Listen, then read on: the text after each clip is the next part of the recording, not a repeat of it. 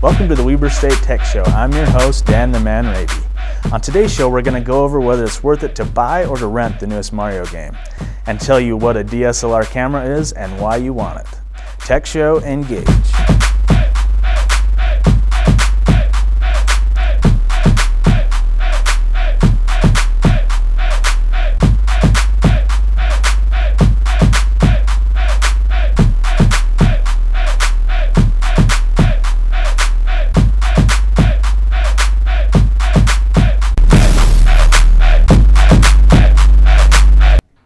Viacom and Hulu are once again friends after a year-long breakup.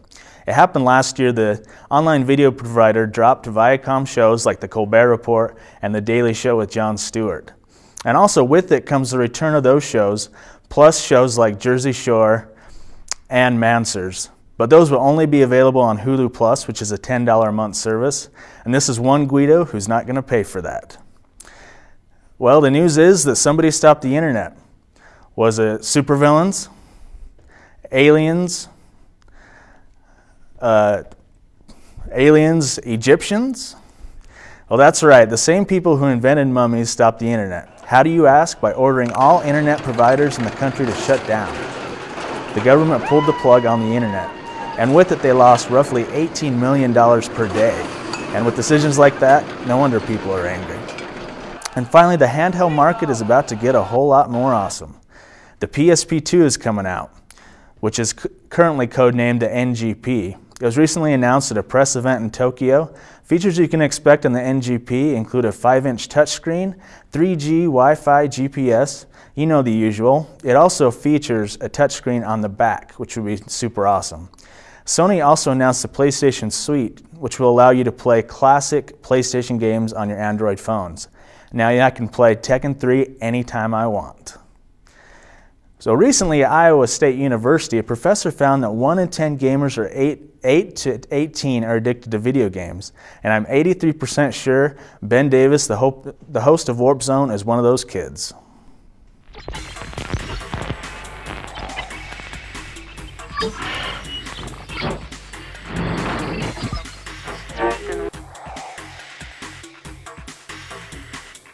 It's a new month and Warp Zone is here with this week's new releases and the top game of January. These new video games are brought to you by Weber State News Tech Show, KWCR 88.1 Weber FM, and WarpZoneShow.podbean.com.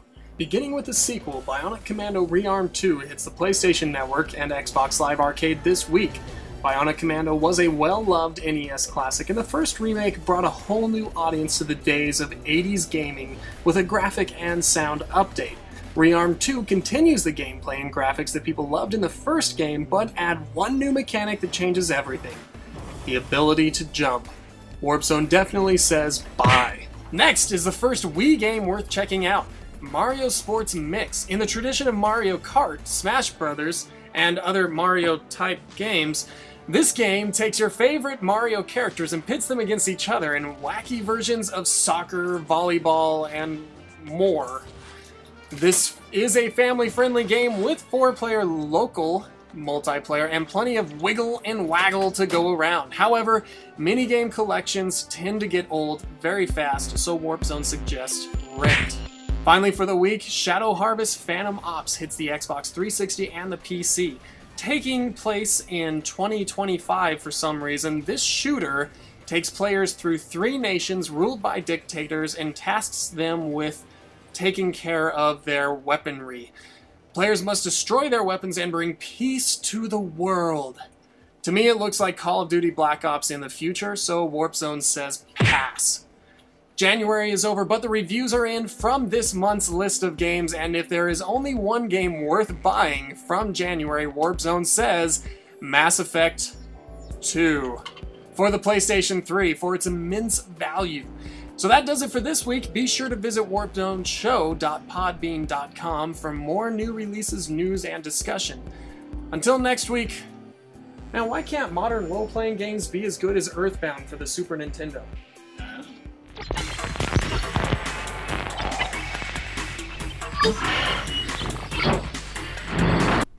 There are a lot of advantages to having a DSLR camera, those big cameras that you see professionals use. But you don't have to be a professional to take advantage of it. Nick Nava is here to show why a DSLR camera can turn you from an average to a pro. Hi, I'm Nick Nava from Weber State Tech. Now when it comes to having a digital camera, you have to take into consideration there's two types of digital cameras. One, you have the ordinary digital camera, which of course has its advantages of just being ordinary, that is. And you have the higher, more advanced version of a digital camera, which is known as a DSLR camera. Now, with the advantage of having a DSLR camera, you have to take into consideration the picture quality, the color frames, as well as the other advantages to having a DSLR camera, such as having a live action movie feature advantage within it. Someone like a camcorder, for instance. And also, compared to the ordinary digital camera, you have to take into consideration that there are different options in order to take those pictures, whether it be like a sporting event, outdoor nature photography, or anything such as that. Okay. If we can go to the pictures, I can show you the differences compared to an ordinary digital camera as well as a DSLR. The first picture that you see is from the ordinary digital camera. Now you can see that the picture quality is somewhat okay, but if we can go to the next picture, the picture quality from a DSLR camera is a lot better, both in color quality, exposure quality, and definitely all-around picture quality. Now finally, when it comes to manipulating pictures and having a multimedia program, you may want to consider two programs, such as the Roxio Creator 2011 Pro or the Adobe Photoshop and Adobe Premiere Elements programs. Once again, happy photography. I'm Nick Nava from Weber State Tech. Take care. For more information, check out your nearest camera shop. Personally, if I didn't know WeberStateNews.org has a brand new look, so check it out and always become a fan on Facebook. Until next time, if it breaks, press Ctrl-Alt-Delete or duct tape. Goodbye.